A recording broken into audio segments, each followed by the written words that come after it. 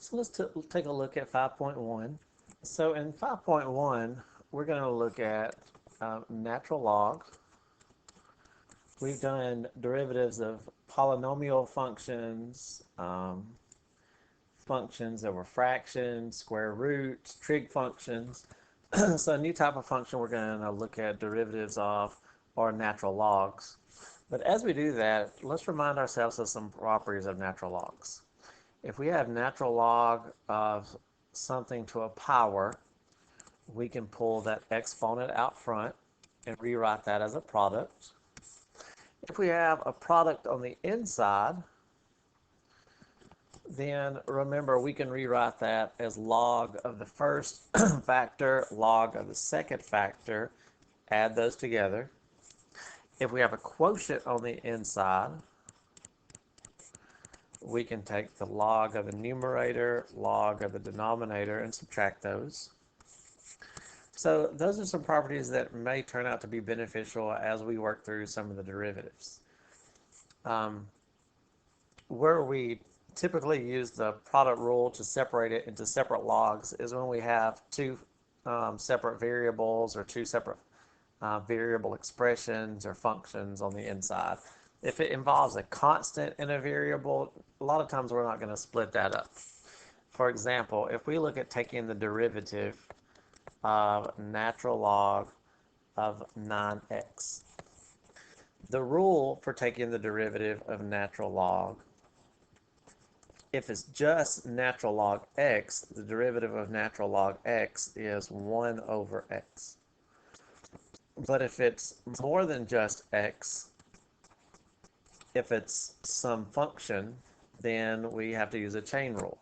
The derivative of natural log is 1 over x, or 1 over u, times the derivative of the inside. So normally we'll actually write that as u prime over u. So all we have to do in order to take this derivative is we put our inside function on the bottom, we put the derivative of the inside function on top, and then we reduce it.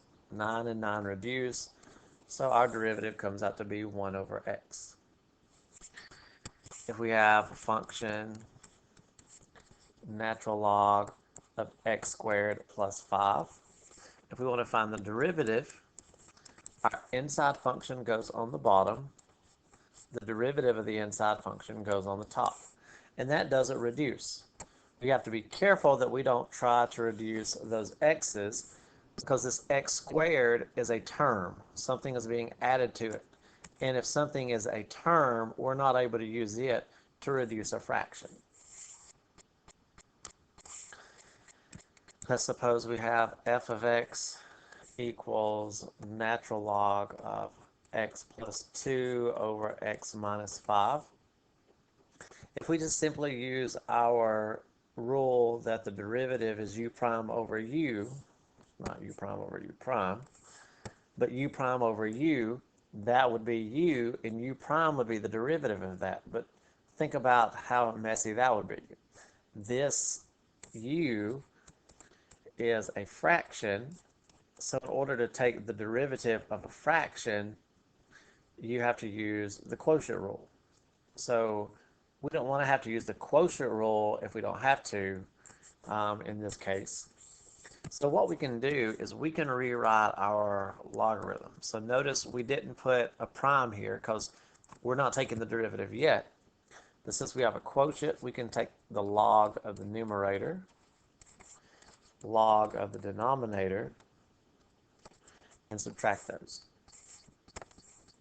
So now we have two terms, we can take the derivative of each. So the derivative of this function is the derivative of natural log, so u prime over u. So for the first natural log, u is x plus 2.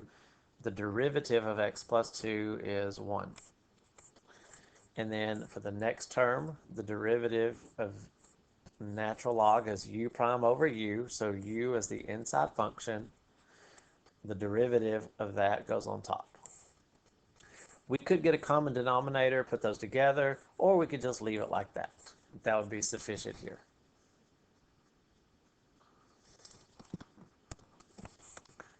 if we have, let's say, natural log of x plus 5 under the square root. Again, if we leave it just like it is, if u is the square root of x plus 5, then u prime would be the derivative of that. Well, x plus 5 under the square root is x plus 5 to the 1/2. So to take that derivative, just to get u prime, we would have to use the chain rule, which is not so bad, but if we could avoid using the chain rule, that would be nice. So let's rewrite our function as natural log of x plus 5 to the 1/2. 1/2 is an exponent, and one of our properties of logarithms, say if we have something raised to a power, we can bring that exponent to the front, not because of the derivative power rule, but just because of it being a logarithm. If we have a logarithm, we can bring the exponent out front, and that's equivalent. So notice not f prime yet, because we haven't taken the derivative, we have just rewritten our function. So now to take the derivative, 1/2 as a coefficient, and we need to take the derivative of natural log. So x plus 5 on bottom, the derivative of x plus 5 on top.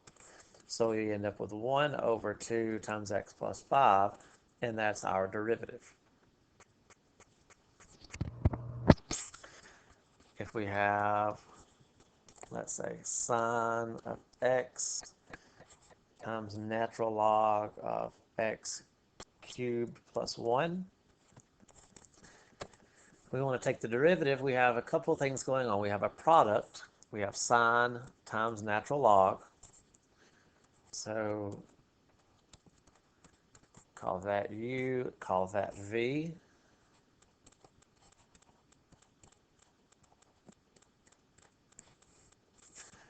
So the product rule, remember, is u prime v plus uv prime. So u prime, the derivative of sine is cosine.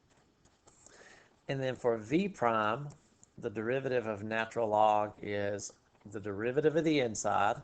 So the derivative of the inside is 3x squared over the inside. So u prime over u, calling that u. So our derivative of our function, since we have a product, is the derivative of the first, cosine, times the second,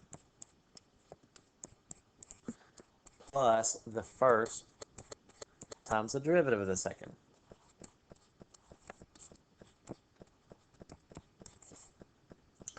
And there's not a whole lot we could do to simplify that. So that's our derivative there.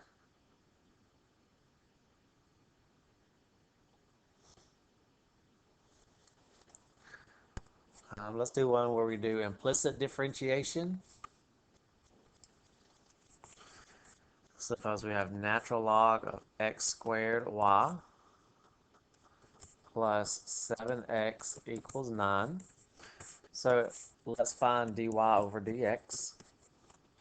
So since we have both variables in our equation and it's not solved for one variable, if we're looking for dy over dx, we need to take the derivative with respect to x.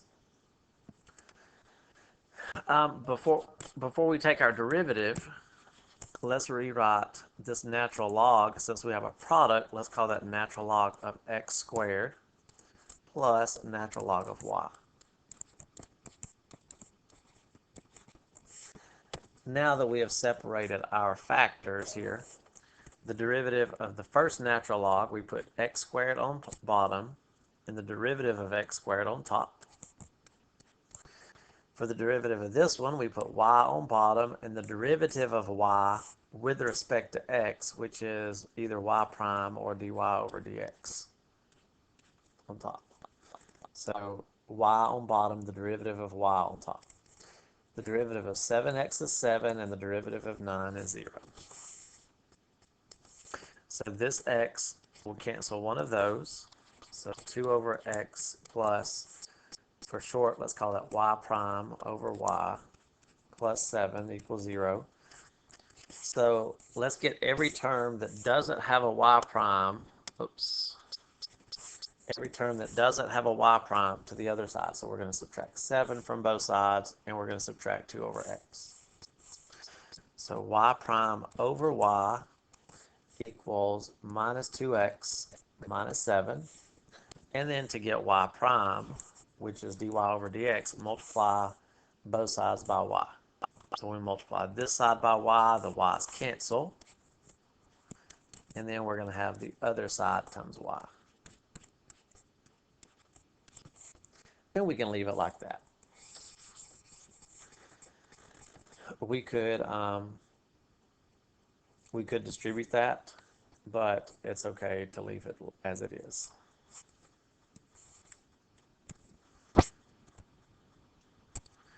One other thing, let's look at an equation that doesn't actually have a logarithm in it. We can do this one.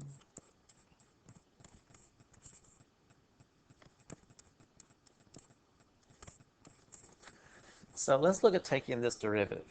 Now, if we take this derivative exactly like it is, this is going to be gruesome. We have a square root, so we're going to have to do a chain rule. We have a fraction, so we would have a quotient rule. And on top, we have a product, so we also have a product rule. So keeping all of that straight would be quite rough. But something we can do is we can take natural log of both sides.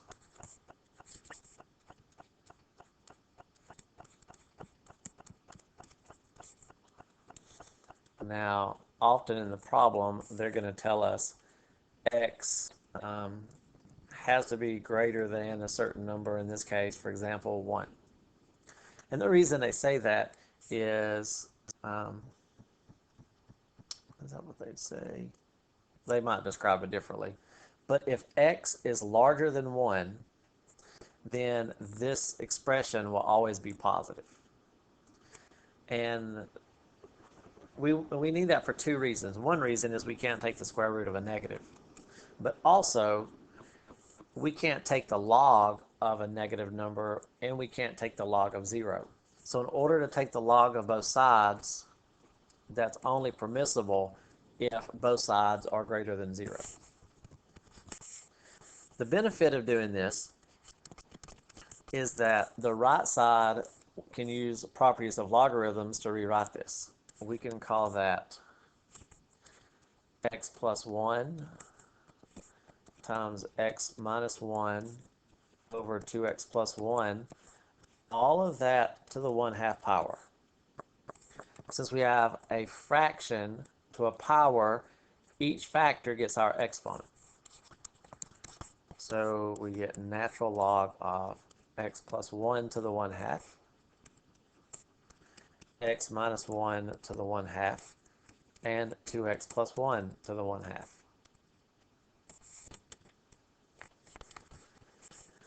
So since we have individual factors, we can take the log of each factor. So natural log of y equals natural log of this first one. And since it has an exponent, we can put the exponent in the front.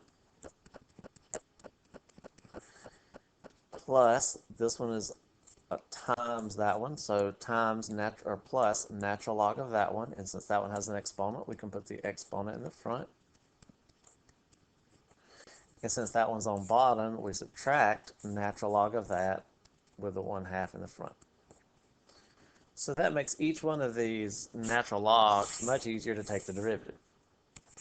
So we take the derivative of the first one, the y goes on bottom, the derivative of y on top, because we're taking the derivative with respect to x. So the first term is 1/2 times 1 over x plus 1, x plus 1 with its derivative on top. The next term is 1/2 times 1 over x minus 1, and for the next term it's 1/2 times the derivative of that part is 2, so 2 over 2x plus 1. So we can do a couple things. If we want to, we could factor a 1/2 out on the right side and call that 1/2 times 1 over x plus 1 plus 1 over x minus 1 minus 2 over 2x plus 1. That equals y prime over y, and we want to find y prime. So multiply both sides by y. So those will cancel. So y prime is 1/2 times the parentheses